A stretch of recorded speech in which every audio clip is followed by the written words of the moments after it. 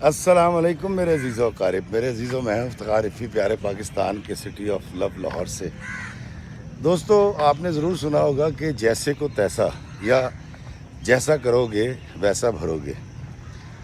ہمارے ارد گرد دو طرح کے لوگ ہوتے ہیں، ایک وہ جن پر اگر ہم کوئی ظلم کر دیں دانستہ یا نادانستہ تو وہ معاف کر دیتے ہیں، برداشت کر لیتے ہیں، لیکن کچھ لوگ وہ ہوتے ہیں جو اپنے اوپر ہوئے ظلم کا بدلہ لیتے ہیں۔ یہ دو طرح کے لوگ ہمارے ارد گرد رہتے ہیں، اور آج کی جو کہانی میں آپ کو سنا رہا ہوں اس میں ہمارا جو مرکزی کردار ہے وہ اپنی ابتدا میں کہانی کی بالکل وہ شخص تھا جو ظلم سہ لیتا ہے، لیکن اس کی زندگی کا جب سیکنڈ سپیل شروع ہوا تو اس نے ظلم سہنے کے بجائے ظلم کرنے کو اور بدلہ لینے کو ترجیح دی۔ تو آپ نے کہانی سننے کے بعد کہانی کے اختتام پر اپنی رائے ضرور دینی ہے کہ میں جو کہانی آج آپ کو سنا رہا ہوں، سارا کی کہانی۔ سارا اس وقت یو کے میں رہتی ہے اور اس کے پاس گھر بھی ہے، گاڑیاں بھی ہیں، لیکن سارا پاکستان کے گاؤں سے یو کے میں کیسے پہنچی اور اتنا کچھ اس کے پاس کہاں سے آیا، یہ کہانی آپ نے سننے کے بعد مجھے ضرور بتانا ہے۔ دوستو، سارا جو ہے اس کا تعلق ایک ایسے گھرانے سے تھا جس کو عرف عام میں ہم غریب گھرانہ کہتے ہیں۔ باپ ریٹائر تھا، ماں جو ہے وہ گھر میں ہی رہتی تھی، مطلب کوئی جاب وغیرہ نہیں کرتی تھی، جبکہ اس کے دو چھوٹے بھائی تھے جن کو یہ پڑھانا چاہتی تھی، اور جیسے تیسے اس کے بھائی کالج میں جا چکے تھے، اور سارا جو ہے وہ پڑھی لکھی نہیں تھی، لیکن اس نے دینی تعلیم حاصل کر رکھی تھی، اور سارا کے والدین سارا کی وجہ سے بہت پریشان رہتے تھے، کیونکہ یہ وہ گھر تھا جہاں پر ایک وقت کی روٹی ہوتی تھی اور دوسرے وقت فاقہ ہو جایا کرتا تھا۔ لیکن اس تمام کے اندر سارا کی خواہش ہمیشہ یہ رہی کہ اس کے بھائی کچھ کر لیں، پڑھ لیں اور کسی قابل ہو جائیں۔ سارا کی والدہ اس کے لیے رشتہ ڈھونڈ رہی تھی، اور ایک دن سارا کو آگے بتایا گیا کہ ہم نے تمہارے لیے لڑکا ڈھونڈ لیا ہے، اور لڑکا جو ہے وہ رکشہ چلاتا ہے۔ سارا نے اپنی والدہ سے اس بات پر اعتراض کیا کہ رکشہ چلانے والا، السلام علیکم جی، کیسے ہیں آپ، اس سے بہتر بھی کوئی رشتہ ڈھونڈا جا سکتا تھا۔ تو اس کی والدہ نے کہا دیکھو، اس کا 11 مرلے کا گھر ہے، اس کے والد کا 11 مرلے کا گھر تھا، جاوید اس کا نام تھا، اور جاوید کے باپ نے کسی دور میں اچھے وقتوں میں وہ زمین لی تھی اور گھر بنا لیا تھا، پھر وہ فوت ہو گیا۔ اب جاوید کے گھر میں اس کی ماں تھی، جاوید تھا، اور ایک اس کی بہن تھی جس کی شادی نہیں ہوئی تھی اور عمر اس کی 32 سال ہو چکی تھی۔ اب سارا نے اپنی ماں کی تمام باتیں سنی، پھر اس کی ماں کا یہ بھی کہنا تھا کہ ان کی کوئی زمین بھی ہے گاؤں کے اندر، وہاں سے کوئی ٹھیکہ شیکہ بھی آتا ہے، تو بیٹا تو پیٹ بھر کے کھانا کھا سکے گی۔ دوستو، والدین جب رشتہ کرتے ہیں پتہ نہیں کیوں ان چیزوں کو صرف نظر کر دیتے ہیں اور یہ سوچنے لگتے ہیں جی کہ گھر اپنا ہے اور زمین ہے تھوڑی سی، پیٹ بھر کے روٹی کھا سکے گی۔ والدین یہ نہیں سوچتے کہ کیا وہ پیٹ بھر کے خوش رہ سکے گی۔ خیر، سارا کی شادی کر دی گئی۔ سارا کا حق مہر جو ہے وہ 5000 روپے مقرر کیا گیا، اور سارا رخصت ہو کے جاوید کے گھر آ گئی۔ جاوید تھا تو اس کا ہم عمر، لیکن نہایت سڑیل اور سخت زبان استعمال کرنے والا انسان تھا، اور سارا کا یہ خیال تھا کہ وہ اپنی محبت سے، اپنی خدمت سے اپنے شوہر کے دل میں نرمی پیدا کر لے گی، لیکن اس کو بہت جلد اندازہ ہو گیا کہ اس کا شوہر کبھی نرم اس لیے نہیں ہوگا کہ جو اس کی ساس تھی وہ بہت غصے والی تھی، رائی کا پہاڑ بنا دیا کرتی تھی، پڑھی لکھی تو تھی نہیں، اور بڑی جھگڑالو تھی۔ محلے میں کوئی ایسا گھر نہیں تھا جہاں سارا کی ساس کی لڑائی نہ ہوئی ہو۔ یہی وجہ ہے کہ ولیمے پہ ان کے چند رشتہ دار تھے اور چند محلے دار تھے، آدھے سے زیادہ لوگ جن کو بلایا گیا تھا وہ ولیمے میں شامل نہیں ہوئے تھے۔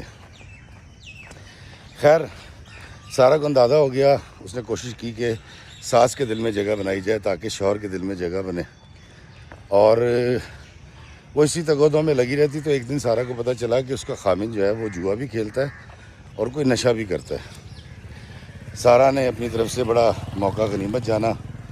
اس نے پہلے اپنے شوہر سے بات کی اور اس کو کہا کہ تم یہ سب کچھ کرتے ہو. تو شوہر صاحب نے تو مغلظات بھی بکنا شروع کر دی اور اس کی ٹھکائی کر دی بڑی ٹھیک ٹھاک, کوٹیس لگا دی اس کی. سارا بہت پریشان ہوئی کہ ابھی شادی کو 15-20 دن ہوئے تھے اور اس کے شوہر نے اس پہ ہاتھ اٹھایا. وہ روتی ہوئی اپنی ساس کے پاس گئی. نند وہاں بیٹھی ہوئی تھی اس کی. اس نے دونوں کو بتایا کہ اس طرح اس نے مجھے مارا ہے اور وجہ یہ ہے کہ یہ جوا بھی ایک کھیلتا ہے اور اس کو نشے کی عادت بھی ہے. تو ساس نے بجائے اس کے کہ اس کی دل جوئی کرتی یا اس کو دلاسا دیتی, ساس نے اس کو بہت ڈانٹا. اس نے کہا تو اپنے شوہر پہ الزام لگا رہی ہے اور تجھے شرم نہیں آتی کہ تو اس طرح کی باتیں کر رہی ہے میرے بیٹے کے بارے میں. اور نند نے بھی اپنا حصہ ڈالا. وہ کہتا نا حصہ بحیثیت جثہ ایسا کچھ ہے کہ اپنے جسم یا اپنی سوچ کے مطابق حصہ ڈالا اپنے ظرف کے مطابق. اور شام کو جب جاوید رکشہ چلا کے واپس آیا تو ماں بیٹی نے اس کو بتایا کہ یہ تیرے بارے میں یہ سوچ رکھتی ہے. جاوید صاحب پھر فلیئر اپ ہو گئے. انہوں نے پھر وہی حرکت کی جو جاہلانہ انہوں نے پہلے کی تھی.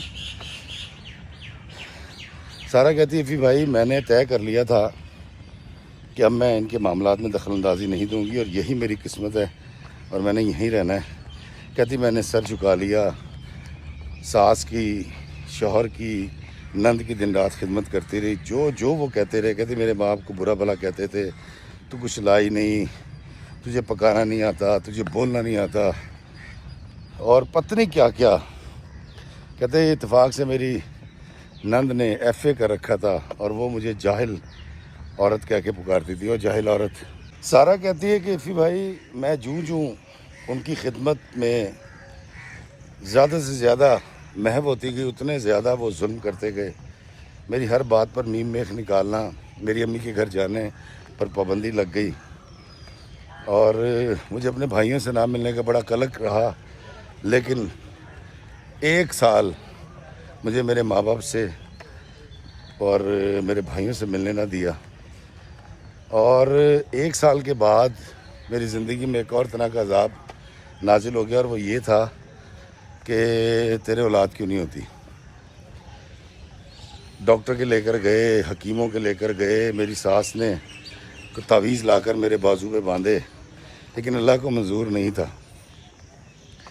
اور سارا کہتی ہے کہ مجھے اب لگتا ہے کہ شاید کیونکہ مجھ پر ظلم ہو رہا تھا, میں ہر وقت خوف زدہ رہتی تھی. میری جان خشک رہتی تھی کہ ساس, نند یا شوہر ناراض نہ ہو جائے اور کوئی کوتاہی نہ مجھ سے ہو جائے. تو شاید اس ڈپریشن کے اندر, اس انزائٹی کی وجہ سے میں کہتی کنسیو ہی نہیں کر سکی.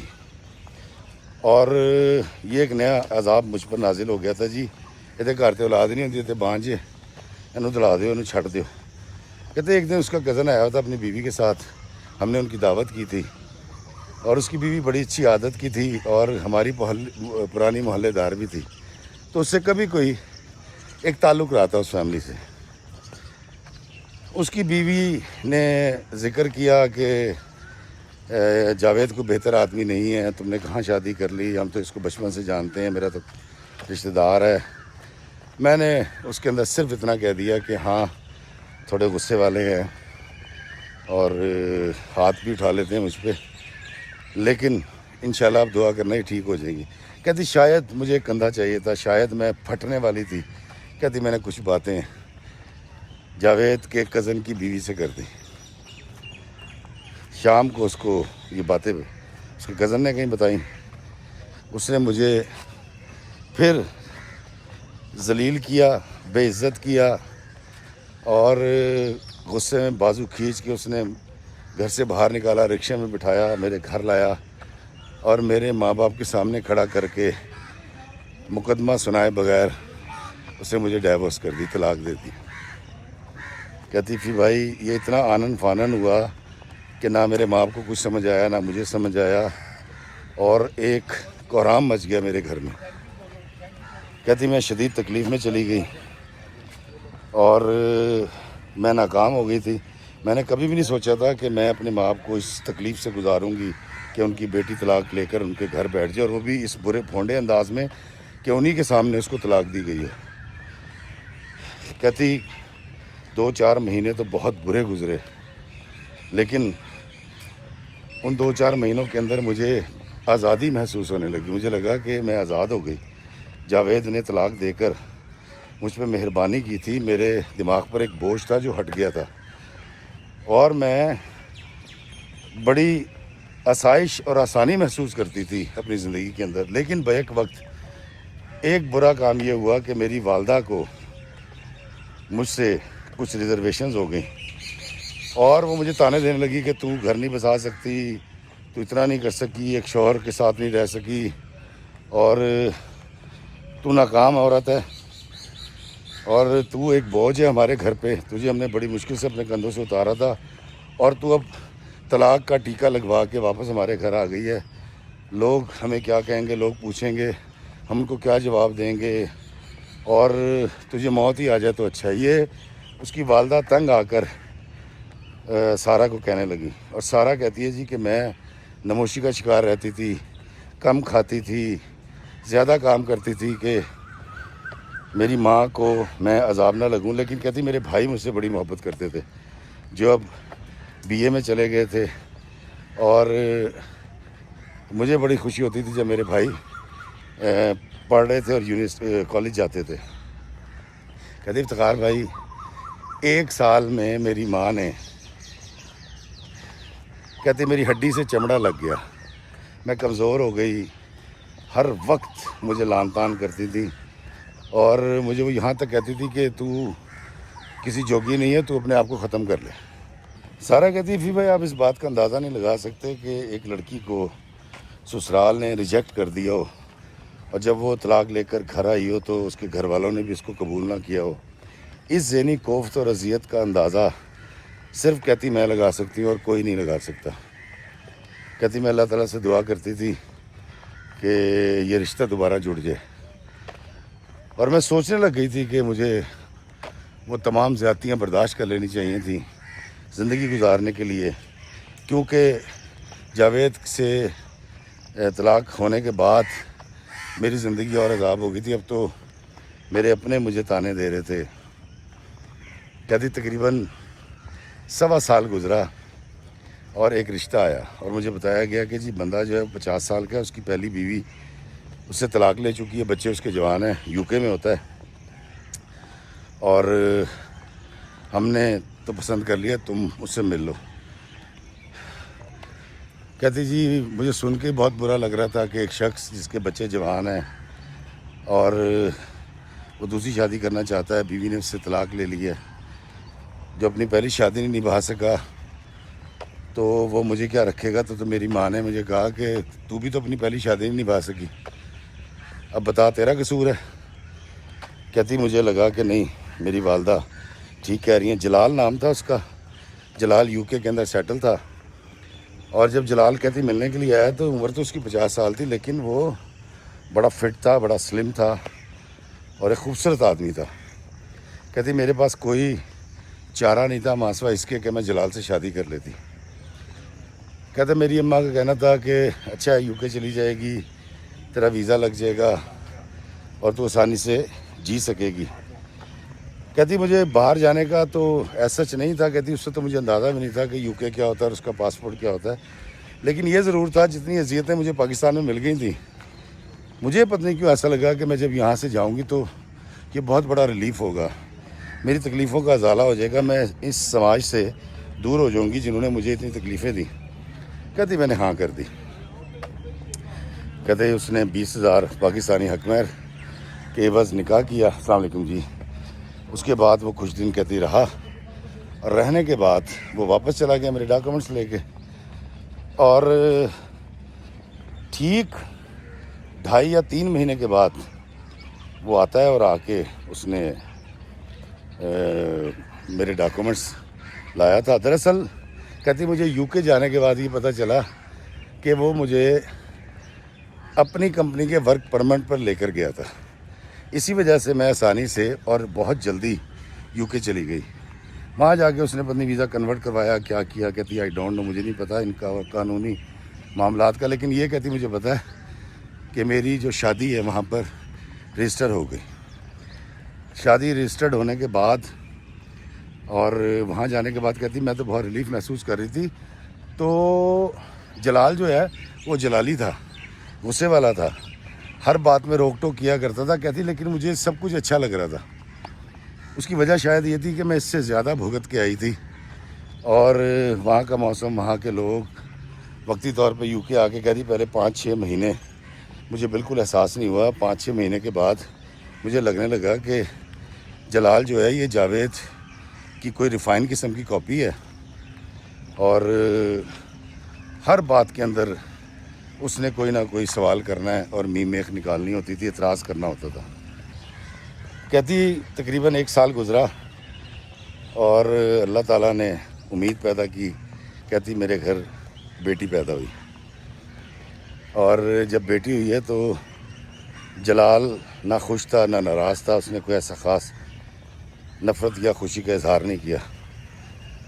اور ابھی بیٹی کو پیدا ہوئے کوئی 1.5 مہینہ ہوا تھا تو ایک دن جلال ایک بچے کو اپنے ساتھ لے کر آیا جس کی عمر تھی تقریباً کوئی 9 سال کے قریب، اور جلال نے مجھے بتایا کہ یہ میرے دوست کا بیٹا ہے، اس کے والدین جو ہے وہ عمرہ پر گئے ہیں اور وہ 21 دن میں عمرہ کر کے آ جائیں گے تو یہ اپنے گھر چلا جائے گا۔ کہتی میں نے کہا ٹھیک ہے۔ وہ بچہ ہمارے گھر میں رہنے لگا اور میں نے اس کی بڑی خدمت کرنی شروع کر دی، اور یاور اس کا نام تھا۔ کہتے یاور بڑا شرارتی بچہ تھا۔ اب مسئلہ یہ تھا اس کو انگریزی آتی تھی، مجھے انگریزی نہیں آتی تھی، لیکن کہتی میں اس کے ساتھ گفتگو کر کے کچھ گزارا کر لیا کرتی تھی اور اس کی خدمت کرتی رہی۔ اور جب 21 دن کے بجائے 1 مہینہ گزر گیا تو میں نے اپنے شوہر سے کہا کہ یاور کے والدین عمرے سے واپس نہیں آئے، تو یاور ٹالتا رہا، اور جب 2-3 مہینے ہو گئے اور میں نے بڑی بحث کی کہ یاور اپنے گھر کیوں نہیں جاتا، تو میرے شوہر نے کہا دراصل یہ میری دوسری بیوی سے پیدا ہوا تھا بیٹا میرا، تو ہماری طلاق ہو گئی تھی، تو اس کو میں نے لے لیا تو یہ میرے پاس رہے گا اور اب یہ اسی گھر میں رہے گا۔ تو میں نے کہا دوسری کا مطلب؟ تو یاور نے کہا جی کہ اس نے، میرے شوہر نے کہا کہ جلال نے کہ میری پہلی شادی ہوئی تھی، طلاق ہو گئی تھی، اس کے بعد میں نے دوسری شادی کی تھی، اس سے یہ میری اولاد ہوئی تھی، پہلی والی اولاد پہلی بیوی کے پاس ہے، یہ بچہ میں نے لے لیا تھا اور اب یہ ہمارے ساتھ ہی رہے گا، اور تم میری تیسری بیوی ہو۔ تو کہتی میں نے اعتراض کیا کہ تمہیں بتانا چاہیے تھا، تم نے تو کہا تھا کہ میں پہلے سے شادی شدہ ہوں۔ کہنا جلال کا جواب یہ تھا کہ میں کہڑا کہ ایسی میرے ایک بیاہ ہوا ہے، میں نے کب کہا تھا میری ایک شادی ہوئی ہے، بس میں شادی شدہ تھا، 2 بھی ہو سکتی ہیں، 3 بھی ہو سکتی ہیں۔ اب یہ کہتی ہے کہ میں بڑی تکلیف میں چلی گئی اور میں سوچنے لگ گئی کہ مجھ سے کیا گناہ سرزد ہوا ہے، کیا کوئی سزا ہے، یہ تکلیف نہ ختم ہونے والی تکلیف، اس کا یہ سلسلہ کب منقطع ہوگا۔ کہتی جب مجھے یہ پتہ لگا کہ یہ جلال کی دوسری بیوی کی اولاد ہے، تو کہتی بلا وجہ کی، کہتی مجھے اس سے نا دشمنی سی ہوگی، نفرت سی ہوگی، اور میں اس کے ساتھ کوئی بہت اچھا رویہ نہیں رکھتی تھی۔ کہتا جی اس نے اپنے باپ سے شکایت کی کہ ماما جو ہے وہ میرے ساتھ زیادتی کرتی ہے، کھانا صحیح سے نہیں دیتی اور ٹھیک سے بات نہیں کرتی۔ تو کہتی ہے کہ جلال کو بہت غصہ آیا، اس نے اس بات کا بہت برا منایا اور اس نے مجھے باقاعدہ طور پر برا بھلا کہنا شروع کر دیا، اور اس نے کہا کہ خبردار اگر تو نے آج کے بعد میرے بیٹے کو کوئی اذیت دینے کی کوشش کی یا کوئی ظلم کیا، تیری خیر نہیں ہوگی۔ کہتی میں تھوڑی سی محتاط ہو گئی۔ ایک دن جو ہے وہ سردی بہت زیادہ تھی، بار بار کھڑکی کھول رہا تھا، کبھی ہیٹنگ بند کر دے، کبھی کھڑکی کھولے، الٹی سیدھی حرکتیں کر رہا تھا۔ کہتی ہے مجھے سمجھ آتی نہیں تھی، وہ انگریزی بولتا تھا اور مجھے اس کی بالکل سمجھ نہیں آتی تھی کیا رہا ہے۔ تو کہتی ہم نے، کیونکہ پنجاب میں ہم پلے بڑے تھے، پنجابی سٹائل تھا، کہتی میں نے اس کو 2 لگا دی، تو وہ تو عذاب ہو گیا۔ اس نے فون کیا اپنے باپ کو، کہتی جلال آیا، جلال نے آ کے پہلے مجھے برا بھلا گیا اور جلال صاحب نے بھی وہی جاوید صاحب والا کام کیا. کہتی وہ مار جو میری قسمت میں لکھی تھی مجھے اب پاکستان سے پیچھا کرتی یو کے آ گئی تھی اور یہاں بھی مجھے پڑھنی شروع ہو گئی. کہتی اس کے بعد یہ سلسلہ ہوا کہ جب اس کا دل کرتا جلال کا کسی بھی بات کے اوپر وہ میری ٹھکائی کر دیتا, کٹیس پڑتی مجھے.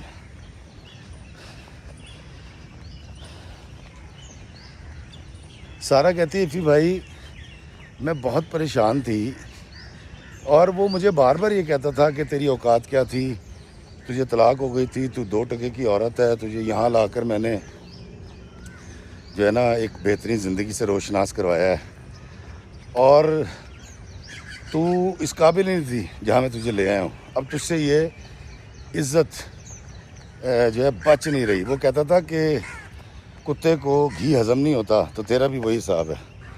کہتے وہ اس کی قدر مغلظات بکتا تھا. کہتی مجھے پہلی دونوں طلاقوں کی وجہ سمجھ آ گئی کہ پہلی 2 عورتیں اس کے ساتھ کیوں نہیں رہ سکیں, کیونکہ اس کے اندر رحم نہیں تھا. وہ جاوید سے بھی زیادہ بے رحم انسان تھا. جاوید نشہ کر کے ظلم کیا کرتا تھا, یہ تو ہوش میں ظلم کر رہا تھا, اس کا مطلب یہ اس سے زیادہ برا آدمی تھا. اور مجھے یہ سمجھ نہیں آ رہی تھی کہ یو کے آنا, پاسپورٹ لینا یا یہاں کے موسم کو انجوائے کرنا یہ کتنا ضروری ہے کہ یہ لوگ یہ سمجھتے ہیں کہ ہماری کوئی زندگی بدل گئی, جیسے میرا خامد مجھے جتا رہا تھا. کہتی افتخار بھائی میں باہر نہیں نکل سکتی تھی, اگر میں نے باہر جانا ہے کسی سے بات نہیں کرنی, کسی سے ملنا نہیں ہے, کہیں رکنا نہیں ہے, گھر کی کوئی بات نہیں کرنی, طرح طرح کی کہتی قدغن میرے پہ لگی ہوئی تھی. اور میں ان تمام چیزوں سے شدید تنگ آ چکی تھی. کہتی ایک دن میں الماری میں اپنی انگوٹھی تلاش کر رہی تھی. کہتی کرتے کرتے کچھ میں نے کپڑے ہٹائے اپنے شوہر کے, اور جب ان کپڑوں کے نیچے دیکھا تو کہتی افتخار بھائی وہاں بہت سارے پاؤنڈ پڑے ہوئے تھے, برٹش کرنسی تھی, جو کہ کہتی میرے اندازے کے مطابق کوئی لاکھوں روپے تھے. اور کہتی میں اتنے سارے پیسے دیکھ کے نا ایک دم سے ڈر گئی اور میں نے جلدی سے کپڑے رکھ کے الماری بند کر دی. کہتی شام کو جب جلال آئے تو میں نے اس سے پوچھا, میں کہا جلال یہاں پر بینکوں میں پیسے رکھنے کا رواج نہیں ہے. اس میں کیا مطلب؟ تو کہتی میں نے اس کو بتایا کہ میں اتفاق سے تمہاری الماری میں کچھ تلاش کر رہی تھی تو وہاں تو بہت سارے پیسے پڑے میں, یہ کس کے ہیں؟ تو جلال نے کہا کہ خبردار تم آئندہ اس الماری میں گھسو گی نہیں. اور اس نے اس کا بہت برا منایا, بے تحاشا چیخا, اور اس بات پر بھی اس نے مجھ پہ ہاتھ اٹھایا. کہتی میں بڑی حیران پریشان ہوئی کہ اس میں ایسی کون سی بات ہے کہ میرا شوہر اتنا فلیئر اپ کیوں ہو گیا, غصے میں کیوں آ گیا. کہتی میں نے اس سے معافی مانگی کہ میں آئندہ نہیں کروں گی اور وہ ٹھنڈا ہو گیا. سارا کہتی ہے فی بھائی میں بہت محتاط زندگی گزارنے لگی اور مجھے تھوڑا تھوڑا جو یہ ہے یو کے وہ سمجھ آنے لگا, وہاں کی زندگی سمجھ آنے لگی. اس کی وجہ یہ ہے کہ جلال مجھے 2-3 تقریبات میں لے کر گیا شادی اور سالگرہ کی. وہاں کچھ خواتین ملیں, ہمارے نمبر ایکسچینج ہوئے اور وہاں پر میری ایک سہیلی بن گئی, راشدہ ان کا نام تھا, لیکن ان کے شوہر وکیل تھے, ایڈوکیٹ تھے. کہتی راشدہ مجھے اکثر فون کر لیا کرتی تھی. کسی ایک کمزور لمحے میں جب میرے شوہر نے میرے سے زیادتی کی تھی تو راشدہ کی کال آ گئی. انہوں نے مجھ سے پوچھا کہ تمہاری زندگی کیسی گزر رہی ہے. تو کہتی میں پھٹ پڑی, میں نے بتایا ایسے ایسے میرا شوہر جو ہے نا وہ بڑی زیادتی کر رہا ہے میرے ساتھ. تو اس نے کہا کہ دیکھو تمہیں کوئی زیادتی سہنے کی ضرورت نہیں ہے, تمہیں اگر لگتا ہے کہ غلطی اس کی ہے اور زیادتی کر رہا ہے تو تم پولیس کو کال کر سکتی ہو. کہتی میں نے اس کی بات سن لی. ایم 1-2 دن کے بعد کہتی میرا کوئی پھر دوبارہ سے شوہر کو غصہ چڑھا. کہتی میں نے تذکرہ کر دیا, میں نے کہا جی مجھے پتہ چل گیا کہ میں یہاں پولیس کو بلا سکتی ہوں, تو تم آئندہ زیادتی نہیں کرنا. میں ایسا کروں گی نہیں لیکن میں تمہیں روک سکتی ہوں. کہتی جلال پھر جلال میں آ گیا. مجھے کہا کس سے ملی تھی, کون آیا تھا. کہتی میں نے اس کو نہیں بتایا. تو اس نے مجھے کہنا شروع کر دیا کہ تیرا کوئی سلسلہ ہے, کسی کے ساتھ رابطہ ہے, کسی کے ساتھ تعلق ہے, اور وہ کوئی مرد ہے جو تجھے بھڑکا رہا ہے. کہتی افتخار بھائی مجھے اس بات پہ بہت طیش آیا کہ میرا شوہر کیسے کہہ سکتا ہے میرے بارے میں، یعنی اپنی بیوی کے بارے میں کہ اس کا کوئی تعلق ہے کسی مرد کے ساتھ، غیر مرد کے ساتھ. کہتی میں نے اس بات کا تذکرہ جب راشدہ سے کیا تو راشدہ نے مجھے کہا کہ اس کو یہ گمان اس لیے گزرا ہے کہ اس طرح کے کیس سامنے آ جاتے ہیں اور ہوتا ہے ایسا، تو تم پریشان نہ ہو، اور یہ بات اس کو اب تم پر ہاتھ اٹھانے سے، ظلم کرنے سے روکے گی. اور وہ کہتی ہے کہ ایسا ہی ہوا کہ اس نے جب کچھ کہنا تو گالیوں سے پاک گفتگو تھوڑی سی شروع کر دی اور ہاتھ اٹھانا اس نے بالکل بند کر دیا. کہتی یہ ٹوٹکا اثر کر گیا تھا میرے شوہر پہ. کہتی کچھ عرصے کے بعد میرے بھائیوں سے میری بات ہو رہی تھی، انہوں نے مجھے کہا کہ یونیورسٹی کے لیے فیس چاہیے تھی سمیسٹر کی. کہتی میری بدقسمتی میں نے جلال سے کہہ دیا کہ میرے دونوں بھائیوں کی فیس جانی ہے. کہتی کوئی تقریباً 1.5-2 لاکھ تھی، 1.5 لاکھ کے قریب تھی سرکاری. کہتا اس نے مجھے کہا کہ میں نے یتیم خانہ نہیں کھول رکھا، اور خبردار آئندہ مجھے مجبور کیا کہ میں تمہارے گھر والوں کا خرچہ اٹھاؤں، اور اس طرح کی بڑی زہر آلود باتیں کی. کہتی میں خاموش ہو گئی. میری راشدہ سے بات ہوئی تو کہتی راشدہ نے میرے بھائیوں کی سمیسٹر کی فیس دے دی. کہتی راشدہ میری بڑی اچھی سہیلی بن گئی تھی، وہ مجھے گائیڈ کرتی تھی، چھوٹی چھوٹی ٹپس دیتی تھی، اور میرا شوہر لائن پہ آتا جا رہا تھا. اور کہتی جی ایک دن میرا شوہر آیا ہے اور اس کے ساتھ ایک لڑکی تھی، اور وہ لڑکی کوئی اسٹوڈنٹ تھی جو وہاں پڑھنے آئی تھی یو کے میں.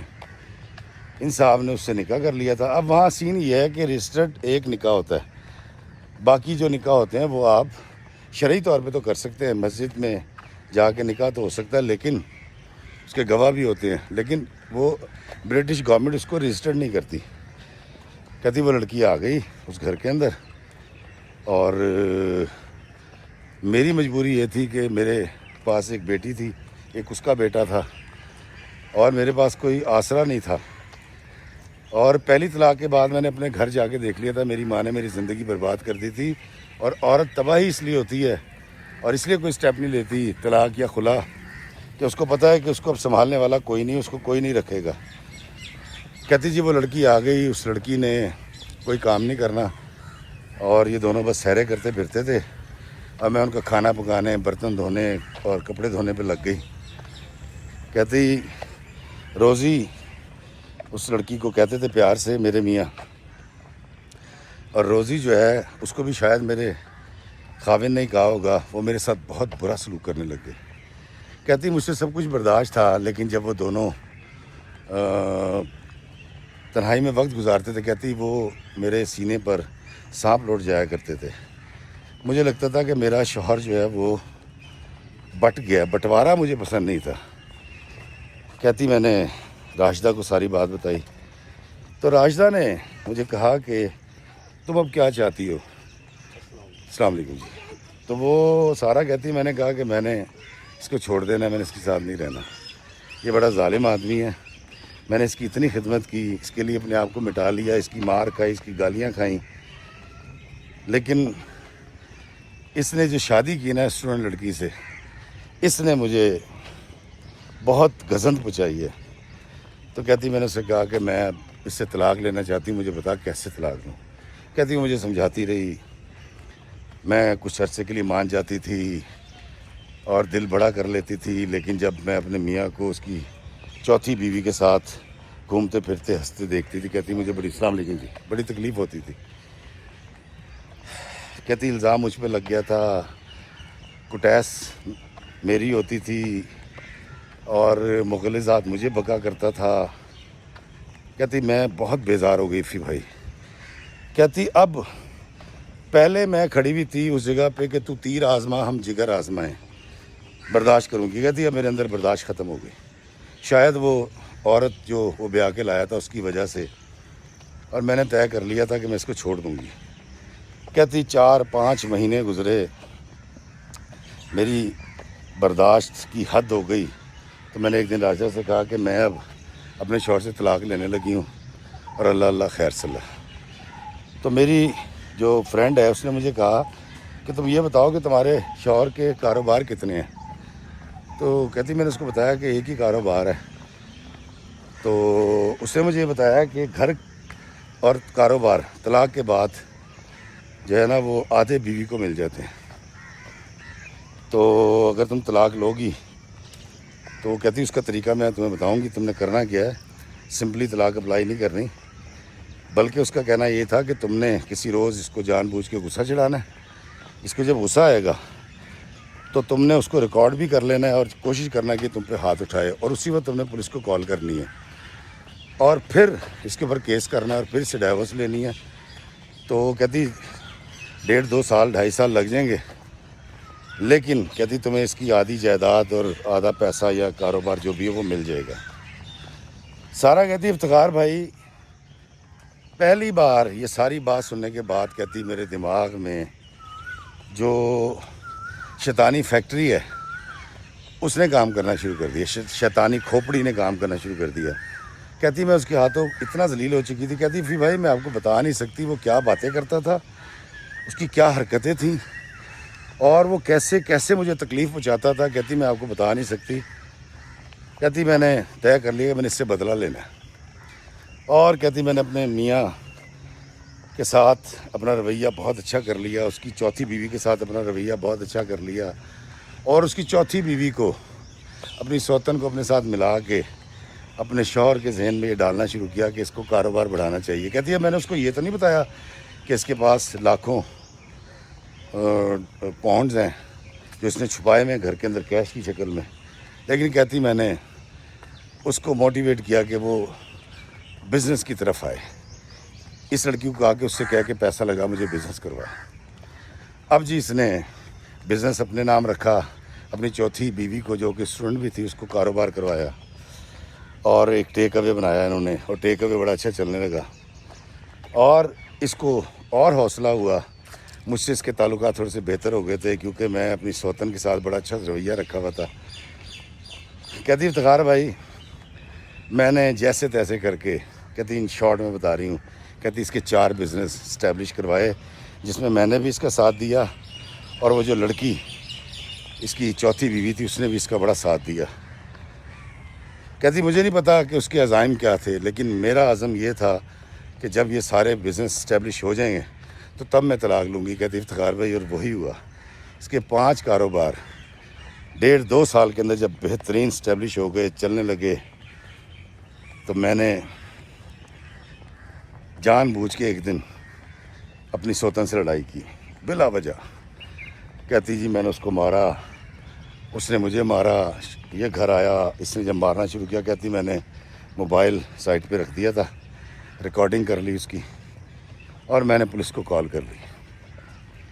کہتی افتخار بھائی پولیس مجھے لے گئی, شیلٹر ہوم میں چلی گئی, میں اپنی بیٹی کو ساتھ لے گئی تھی میں, اور اس کا جو دوسری بیوی کا بیٹا تھا اس کو بھی ویلفیئر والے آ کے لے گئے تھے کہ اس گھر میں تو بہت جھگڑا اور اس طرح کی ساری چیزیں ہوئی ہیں, مار کٹائی ہوئی ہے, تو اس بچے کو بھی یہاں نہیں رہنا چاہیے. کہتی ہے اب میرے میاں کو جلال کو سمجھ نہیں آ رہی تھی اس کے ساتھ میں نے کیا کیا. اور یہ سب کچھ کرنے کے بعد کہتی میں نے, السلام علیکم جی, کہتی جی میں نے اپنا انڈیفینٹ اس وقت مجھے مل گیا تھا اور میرے ڈاکومنٹس پکے ہو گئے تھے. ویسے بھی کہتی میری بیٹی ہو چکی تھی وہاں. کہتی جی میں انتظار کرتی رہی اور وہی ہوا. عدالت نے جب فیصلہ دیا تو 2.25 یا 2.5 سال کے بعد مجھے اس کی آدھی جائیداد, آدھا بزنس, 2 دکانیں میرے پاس آ گئیں, 2 شاپس اس کے بعد چلی گئی. اس طرح کر کے کہتی میرے پاس پیسہ ہی پیسہ ہو گیا اور میں اس سے سیپریٹ ہو گئی. کہتی افتخار بھائی یہ راشدہ نے تو مجھے کہا تھا نا کہ ایسے کرنا, لیکن میری ایک سہیلی بنی تھی جس نے مجھے سب کچھ بتایا تھا کہ اس نے ایسے ایسے اپنے شوہر کے ساتھ کیا ہے. کہتی جب اس نے مجھے بتایا تھا کہ اس نے ایسے کیا ہے اور ڈیورس لے کر آدھی جائیداد پہ قبضہ کر لیا تو مجھے وہ بہت بری لگی تھی, اور مجھے لگا تھا کہ اس نے بڑی زیادتی کی اپنے شوہر کے ساتھ. کہتی آپ یقین کریں افتخار بھائی جب میں نے یہ سب کچھ کیا ہے تو مجھے لگتا ہے کہ میں نے کچھ برا نہیں کیا. میں نے اس ملک کے قانون کی پاسداری کی ہے, اس سے مطابقت رکھتا ہوا کام کیا ہے. کہتی یہ ضرور ہے سازش کہ میں نے اس کو اکسایا انویسٹمنٹ کے اوپر, جو پیسے اس نے, کہتی مجھے نہیں پتا کیسے جوڑے تھے. 50 سال اس کی عمر تھی جب شادی ہوئی, پھر 55 سال میں طلاق ہوئی اب میرے سے. کہتی افتخار بھائی دنیا اس کو اچھا کہے یا برا کہے, لیکن مجھے لگا کہ اس کو سزا بھی ایسی ہو کہ یہ ساری زندگی یاد رکھے، عورت کا احترام کرے. اور اس نے جو عورت کو پیر کی جوتی سمجھا ہوا ہے نا کہ پہلے ایک کو طلاق دی، بچے چھوڑے، پھر دوسری کو طلاق دی، بیٹا لے آیا، پھر تیسری سے مجھ سے شادی کی تو ظلم کی انتہا کر دی، اور پھر ایک اسٹوڈنٹ سے شادی کر رکھی ہے جو کہ رجسٹرڈ نہیں ہے، لیکن وہ اپنے پیسے اور اپنے برٹش پاسپورٹ کے اوپر لوگوں کو ظلم کا شکار کرے اور عورت کی تذلیل کرے. تو کہتے افتخار بھائی آپ یقین کریں، میں نے اپنے شوہر سے عورتوں کی تذلیل کا بدلہ لیا ہے. کہتی اب کوئی مانے یا نہ مانے، کہتی میرے پاس اب برٹش پاسپورٹ بھی ہے، میں جب چاہے جہاں چاہے شادی بھی کر سکتی ہوں، لیکن میں شادی نہیں کروں گی کیونکہ مجھے اپنی بیٹی کو پالنا ہے، اس کی تربیت کرنی ہے.